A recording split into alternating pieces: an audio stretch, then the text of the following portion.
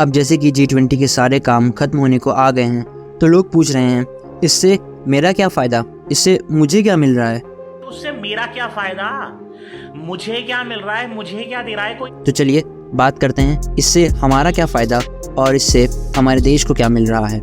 सबसे पहला पॉइंट है इकोनॉमिक इम्पैक्ट। जब ये 20 बड़े देश एक साथ आते हैं तो इसका डायरेक्ट असर होता है इकोनॉमी, इट्स ट्रेड पॉलिसीज़ और देश के इन्वेस्टमेंट क्लाइमेट पर। G20 समिट के आउटकम से हमारे market sentiments, foreign direct investments and economic cooperation between India's and other G20 economics पर प्रभाव पड़ सकता है और इससे भारत की आर्थिक विकास को भी तेज़ी से बढ़ावा मिल सकता है।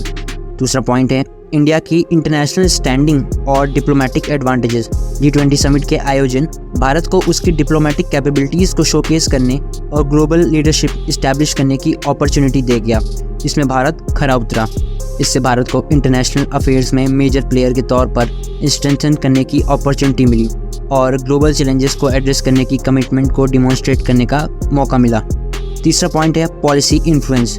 G20 समिट के प्रेसिडेंसी के रूप में भारत ने 6 प्रायोरिटीज सेट की हैं, जैसे कि climate change, economic recovery, technology and innovation, sustainable development, women empowerment and inclusive growth. ये जो डिस्कशन हुए हैं G20 समिट में इन पार्टिकुलर इश्यूज़ पर can shape India's a road map for the future. चौथा पॉइंट है investment opportunities. G20 summit foreign businesses और investors की अटेंशन अट्रैक्ट करता है। दुनिया के लीडर्स और हाई लेवल डिस्कशन की प्रेजेंस इंडिया को फॉरेन इन्वेस्टमेंट अट्रैक्ट करने और न्यू पार्टनरशिप अट्रैक्ट करने की अपॉर्चुनिटी क्रिएट कर गया। पांचवा पॉइंट है knowledge sharing and learning. India other countries से शेयर्ड एक्सपीरियंस और बेस्ट प्रैक्टिसेस से बेनिफिट कर सकती है, gaining insights into areas like technology, sustainable development and women empowerment. 6 point है collaboration and cooperation. G20 summit collaboration and cooperation foster करता है among countries. इस तरह इंडिया अदर G20 मेंबर्स के साथ एंगेज कर सकती है to find common solutions for global problems.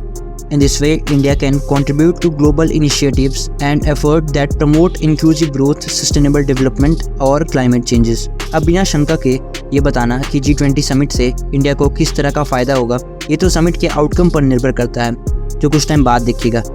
अंत में G20 समिट इंडिया के लिए एक प्लस पॉइंट छोड़ गया अपनी लीडरशिप यूज़ करने और पूरी दुनिया की प्रॉब्लम सॉल्व करने में कंट्रीब्यूट करने का। अब ये देखना होगा कि G20 के परिणाम से भारत के लिए कैसे समाधान निकलते हैं और किस तरह से ये देश को ग्रोथ और मजबूती देता है। That's it for today guys. अगर आपको हमारी वीडियो पसंद आई हो तो लाइक करें, हमारे चैनल को सब्सक्राइब करें और इस पर आपके क्या विचार हैं हमें कमेंट करके बताएं।